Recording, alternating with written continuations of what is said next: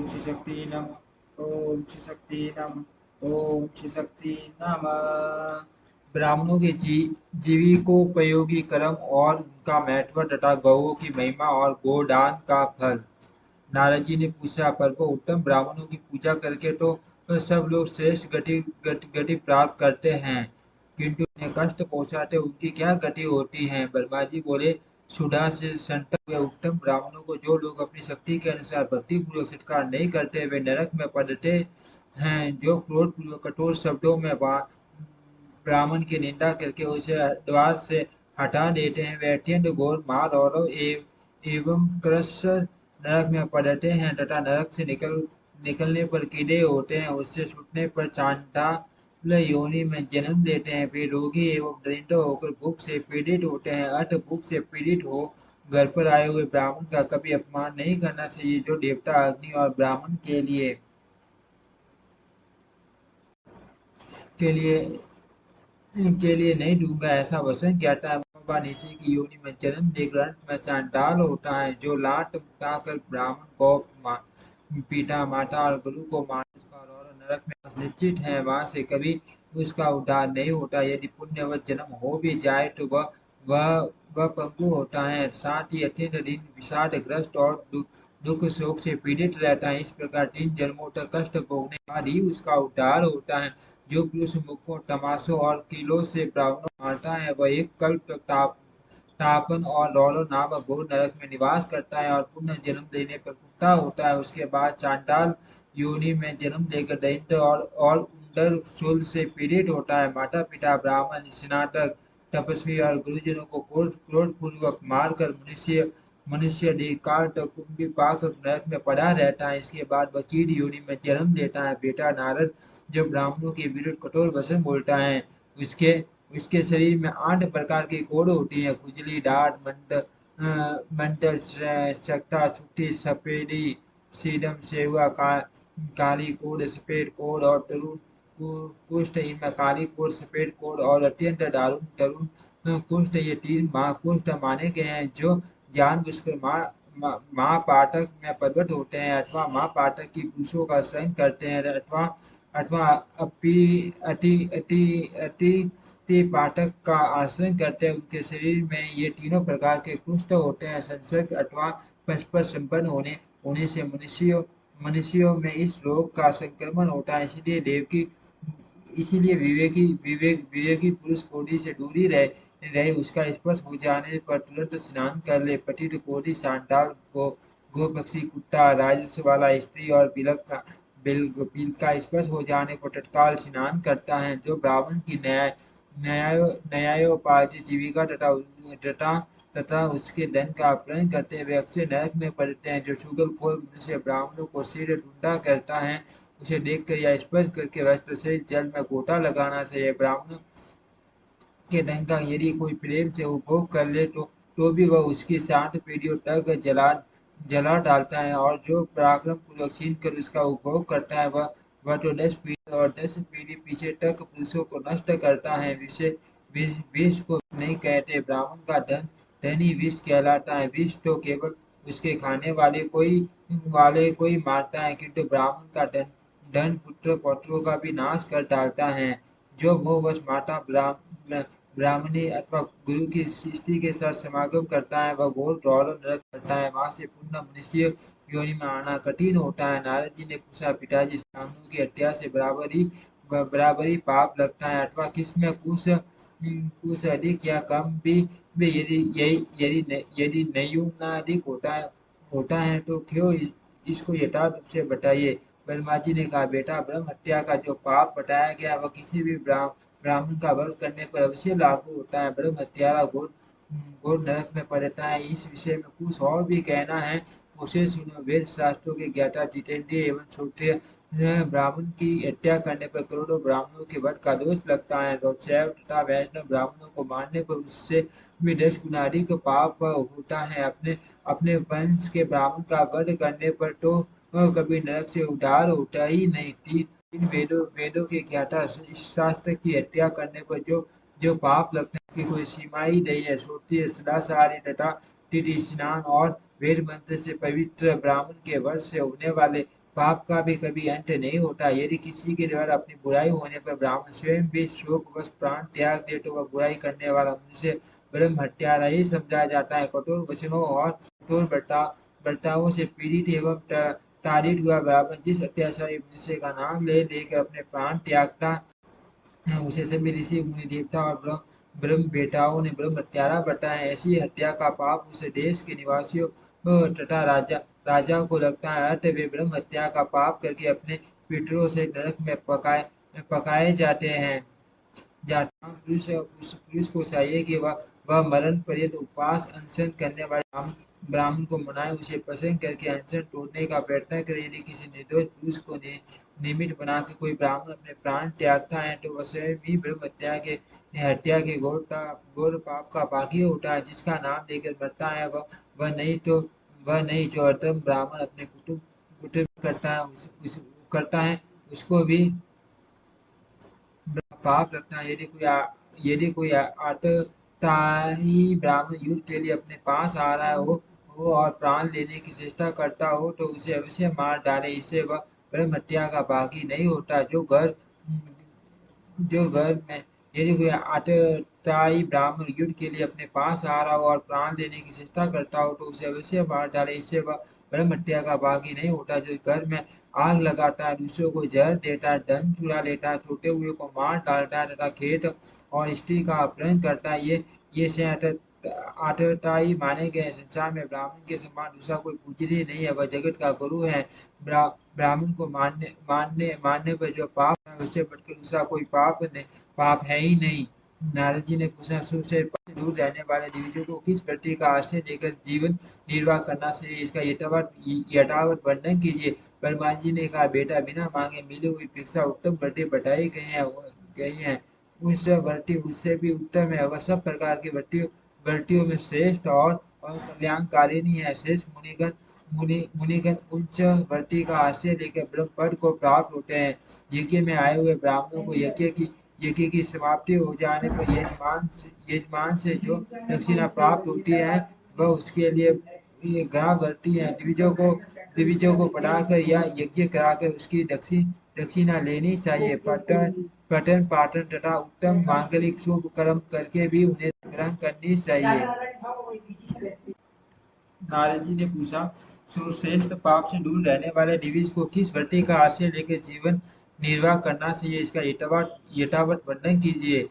ब्रह्मा जी ने कहा, बेटा बिना मांगे मिली हुई भिक्षा उत्तम वृत्ति में बताई गई है। उस वृत्ति उससे भी उत्तम है। वह सब प्रकार की वृत्तियों में श्रेष्ठ और कल्याणकारिणी है। श्रेष्ठ मुनिगण उस वृत्ति का आश्रय लेकर ब्रह्म पद को प्राप्त होते हैं। यज्ञ में आए हुए ब्राह्मण को यज्ञ की समाप्ति हो जाने पर यजमान से जो दक्षिणा प्राप्त होती है वह उसके लिए ग्राह बढ़ती है। द्विजों को पढ़ाकर या यज्ञ कराकर उसकी दक्षिणा लेने चाहिए। पठन पाठन तथा उत्तम मांगलिक शुभ कर्म करके भी उन्हें दक्षिणा ग्रहण करनी चाहिए। यही ब्राह्मणों की जीविका है। दान लेना उनके लिए अंतिम वृत्ति है। उनमें उनमें जो शास्त्रों के द्वारा जीविका चलाते हैं वे धन्य हैं। वृक्ष और लताओं के सहारे जिनकी जीविका चलती है वे भी धन्य हैं।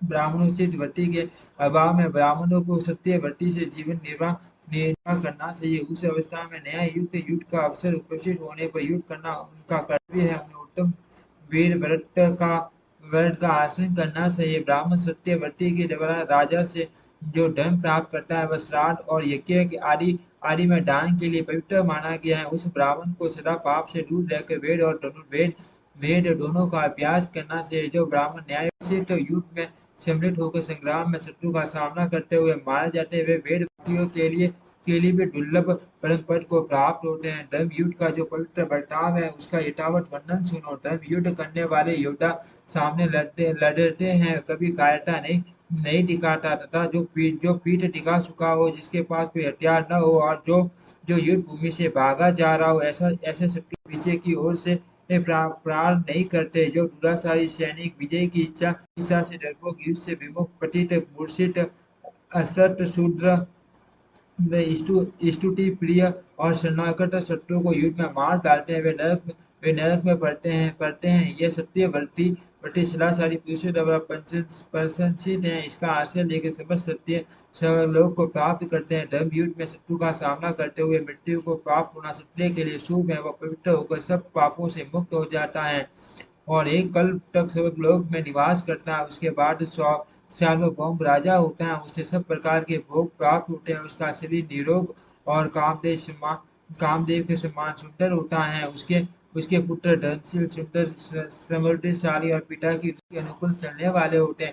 इस प्रकार कर्म 60 जन्मों तक वे सत्य उत्तम सुख का उपभोग करते हैं। इसके विपरीत जो अन्यायपूर्वक युद्ध करने वाले हैं, उन्हें चिरकाल तक नरक में निवास करना पड़ता है। इस तरह ब्राह्मणों को श्रेष्ठ क्षत्रिय वृत्ति का सहारा लेना उचित है। उत्तम ब्राह्मण आपत्ति आपत्ति काल में वैश्य वृत्ति से व्यापार एवं खेती आदि से भी जीविका चला सकता है।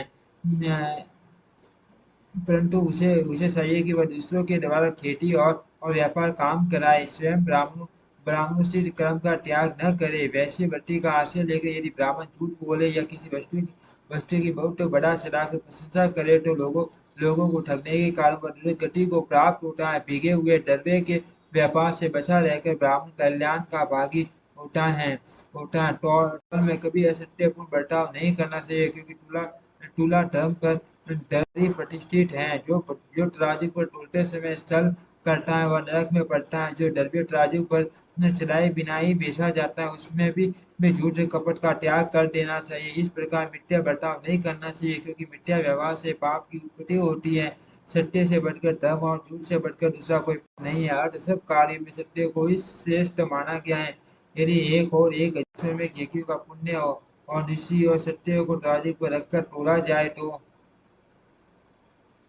1000 अश्वमेध यज्ञों की अपेक्षा सत्य का ही पलड़ा भारी होता है। जो समस्त कार्यों में सत्य बोलता और मिथ्या का परित्याग करता वह सब दुखों से पार हो जाता है और अक्षय सब का उपभोग कर ब्राह्मण दूसरों के द्वारा व्यापार का काम करा सकता है, किंतु उसे झुकना त्यागना ही चाहिए। उसे चाहिए कि जो मुनाफा हो उसमें से पहले तीर्थों में दान करे, जो शेष बचे उसका स्वयं उपभोग करे। यदि ब्राह्मण वाणिज्य वृत्ति से न्यायपूर्वक उपार्जित किए हुए धन को पितर पितरों, देवताओं और ब्राह्मणों को निर्मित यत्नपूर्वक दान दान देता है तो उसे अक्षय फल की प्राप्ति होती है। वाणिज्य लाभकारी व्यवसाय है, किंतु उसमें बहुत बड़े दोष आ जाते हैं। लोभ न छोड़ना और झूठ बोलकर माल बेचना। विद्वान पुरुष इन दोनों दोषों का परित्याग करके धनोपार्जन के व्यापार में कमाए हुए धन का दान करने से वह अक्षय फल की भागी होता है। नारद पुण्य कर्म में लगे हुए ब्राह्मणों को इस प्रकार खेती करनी चाहिए। वह आधे दिन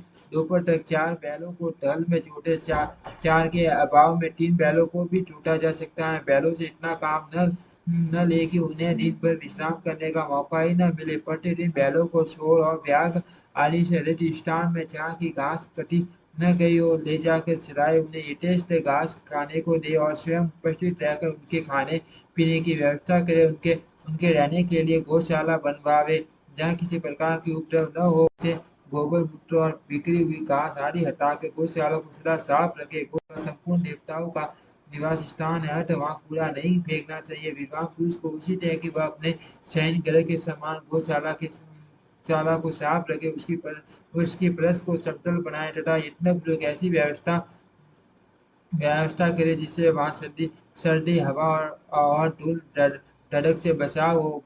गौ को अपने प्राणों के समान समझे, उसके शरीर को अपने ही शरीर के तुल्य माने। अपनी देह में जैसे जैसे सुख दुख होते हैं वैसे ही गौ के शरीर में भी होते हैं। ऐसा समझकर गौ के कष्ट को दूर करने और उसे सुख पहुंचाने की चेष्टा करे। जो इस विधि से खेती का काम करता है वह बैल को जोतने के दो से मुक्त और धनवान होता है। जो दुर्बल रोगी अत्यंत छोटी अवस्था के और अधिक बूढ़े बैल से काम लेकर उसे कष्ट पहुंचाता है, उसे गौ हत्या का पाप लगता है। जो एक और दुर्बल और दूसरी और बलवान बैल को जोड़कर उनसे भूमि को जुटवाता है, उसे गौ हत्या के समान पाप का भागी होना पड़ता है। इसमें तनिक भी संदेह नहीं। जो बिना चारा खिलाए बैल को हल जोतने के काम में लगाता है तथा घास खाते और पानी पीते हुए बैल को मुंह बस हाँक देता है, वह भी गौ हत्या के पाप का भागी होता है। अमावस्या, संक्रांति तथा पूर्णिमा को हल जोतने से 10,000 गौ हत्या को पाप लगता है। जो उपर्युक्त तिथियों को गौओं को के शरीर में सफेद और रंग बिरंगी रचना करके करके काजल पुष्प और तेल के द्वारा उनकी पूजा करता है। वह अक्षय सर्व का सुख भोगता है, जो प्रतिदिन दिन दूसरे की गाय को मुट्ठी भर घास देता है, उसके समस्त पापों का नाश हो जाता है तथा वह अक्षय सर्व का भोग करता है। जैसे ब्राह्मण का महत्व है, वैसे ही गौ का भी महत्व है। दोनों दोनों की पूजा वो पूजा का फल सम्मान ही है। विचार करने पर मनुष्य में ब्राह्मण प्रधान है और पशुओं में गौ। नारद जी ने पूछा, नाथ आप बताया है कि ब्राह्मण की उत्पत्ति भगवान के मुख से हुई है, फिर गौ की के उससे तुलना कैसे हो सकती है? विराटा इस विषय को लेकर मुझे बड़ा आश्चर्य हो रहा है। ब्रह्मा जी ने कहा, बेटा पहले भगवान के मुख से मान तेजों में पुंज प्रकट हुआ, उसे तेज से सर्वप्रथम वेद की उत्पत्ति हुई, तत्पश्चात कर्म अग्नि गौ और ब्राह्मण ये पृथक पृथक उत्पन्न हुए। मैंने संपूर्ण लेखों और भुवनों की रक्षा के लिए पूर्व काल में एक वेद वेद से चारों वेदों का विस्तार किया है। अग्नि और ब्राह्मण देवताओं के लिए अभिषेक ग्रहण करते हैं और अभिषेक घी गौ से उत्पन्न होता है, इसीलिए ये चारों ही इस जगत के चंद्रमा हैं। यदि ये चारों मात्र पदार्थ विश्व विश्व में नहीं होते तो ये सारा सरासर जगत नष्ट हो जाता है। ये सदाई जगत को धारण किए रहते हैं, जिससे स्वभावतः इसकी स्थिति बनी रहती है। ब्राह्मण देवता तथा असुरों को भी गौ की पूजा करनी चाहिए, क्योंकि गौ सब कार्यों में उदार तथा वास्तव में समस्त गुणों की खान है। वह साक्षात संपूर्ण देवताओं का स्वरूप है। सब प्राणियों पर उसकी दया बनी रहती है। प्राचीन काल में सबके सबके पोषण पोषण के लिए मैंने गौ की सृष्टि की थी। गौ की प्रत्येक वस्तु पावन है और समस्त संचार को पवित्र कर देती है। गौ का मूत्र, गोबर, दूध दूध, दही और घी, इन पंचांगव्यों का पान कर लेने पर शरीर के भीतर पाप नहीं ठहरता। इसीलिए धार्मिक पुरुष प्रतिदिन गौ के दूध, दही और घी खाया करते हैं। गव्य पदार्थ संपूर्ण द्रव्यों में श्रेष्ठ, शुभ और प्रिय है। जिसको गाय का दूध, दही और घी खाने का सौभाग्य नहीं प्राप्त होता, उसका शरीर मल के समान है। अनहारी 5 रात्रि तक दूध, 60 रात्रि तक दही, 20 रात्रि तक और घी 1 मास तक शरीर में अपना प्रभाव रखता है। जो लगातार 1 मास तक बिना गवे का भोजन करता है, उस मनुष्य के भोजन में पेटों को भाग मिलता है। इसीलिए प्रत्येक युग में सब कार्यों के लिए एकमात्र गौ ही प्रशस्त मानी गई है। गौ सदा और सब समय धर्म, अर्थ, काम और मोक्ष ये चारों पुरुषार्थ प्रदान करने वाली है। जो गौ की एक बार परिरक्षित करके करके उसे प्रणाम करता है, वह सब पापों से मुक्त होकर अक्षय स्वर्ग का सुख सुख भोगता है। जैसे देवताओं के आश्रय बृहस्पति वंदनीय है, जिस प्रकार भगवान लक्ष्मीपति सबके पूजनीय है, उसी प्रकार गौ भी वंदनीय और पूजनीय है। जो मनुष्य प्राप्त काल उठकर गौ और उसके घी का स्पर्श करता है, वह सब पापों से मुक्त हो जाता है। गौएं दूध और घी प्रदान करने वाली हैं। वे गर्भ की उत्पत्ति स्थान और घी की उत्पत्ति में कारण है। वे घी की नदियां, उनमें घी घी की बवरें उठती हैं। ऐसी ऐसी गौएं सदा मेरे घर पर मौजूद रहे। घी मेरे संपूर्ण शरीर और मन में स्थित हो। गौएं सदा मेरे आगे रहे, वही मेरे पीछे रहे। मेरे सब अंगों को गौ का स्पर्श प्राप्त हो।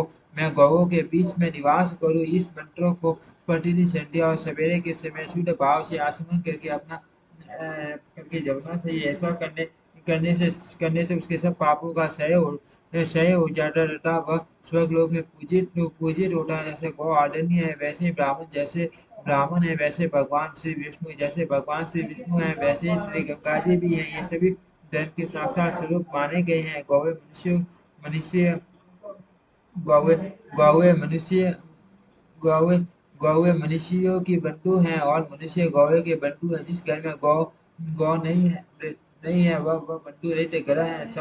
सब अंगों, पर्दों और कलमों से संपूर्ण वेद गौओं की मुख में निवास करते हैं। उनके उनके सींगों में भगवान श्री शंकर और श्री विष्णु सदा विराजमान रहते हैं। गौ के उदर में कार्तिक के मस्तक में ब्रह्मा, ललाट में महादेव जी, सिंहों के अग्र भाग में इंद्र, दोनों कानों में अश्विनी कुमार, नेत्रों में चंद्रमा और सूर्य, दांतों में गरु, जिया में सरस्वती देवी, देवी अपान गुड़ा में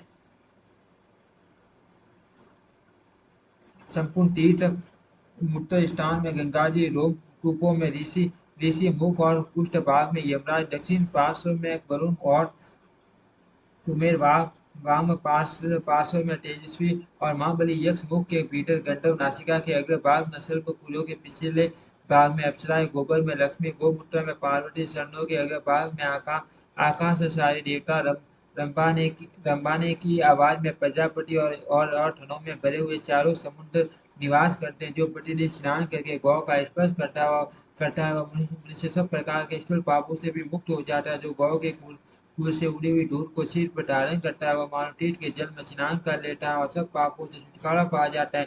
नारद जी ने पूछा, गुरुश्रेष्ठ परम श्रेष्ठ विविध रंगों की गौओं में किसके दान से क्या फल होता है, किसका किसका टटवा बता इसका टटवा बताइए। बर्मा जी ने कहा, बेटा, ब्राह्मणों को श्वेत गौ का दान करके मनुष्य ऐश्वर्यशाली होता है, सदा महल में निवास करता है तथा भोग सामग्री से संपन्न होकर सुख समृद्धि से बड़ा बड़ा पूरा रहता है। धुएं के समान रंग वाली गौ स्वर्ग प्रदान करने वाली तथा भयंकर संसार में पापों से छुटकारा दिलाने वाली है। कपिला गौ का दान अक्षय फल प्रदान करने वाला है। कृष्णा गौ का दान देकर मनुष्य कभी कष्ट में नहीं पड़ता। भूरे रंग की गौ संसार में दुर्लभ है। गौर वन की धेनु समूचे कुल को आनंद आनंद प्रदान करने वाली होती है। लाल नेत्रों वाली गौ रूप की इच्छा रखने वाले पुरुषों को रूप प्रदान करती है।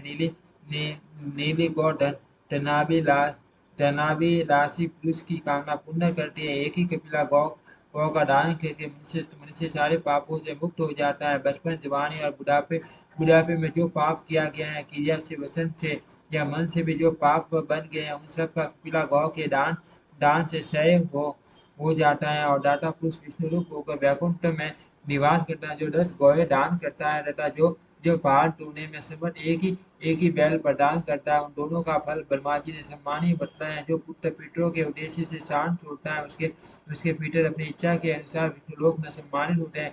छोड़े हुए सांड या दान की गौए के जितने रोए होते हैं, उतने हजार वर्षों तक मनुष्य स्वर्ग का सुख भोगते हैं। छोड़ा हुआ सांड अपनी पूंछ से जो जल फेंकता है, वह 1000 वर्षों तक पितरों के लिए तृप्तिदायक होता है। वह अपने अपने पूंछ से जितनी भूमि खोदता है, जितने ढेले और कीचड़ उछालता है, वे सब लाख गुने होकर पितरों के लिए स्वर्ग रूप हो जाते हैं। यदि यदि पिता के जीते जी माता की मृत्यु हो जाए, तो उसकी स्वर्ग प्राप्ति के लिए संतान सचिव धेनु का दान करना चाहिए। ऐसा ऐसा करने से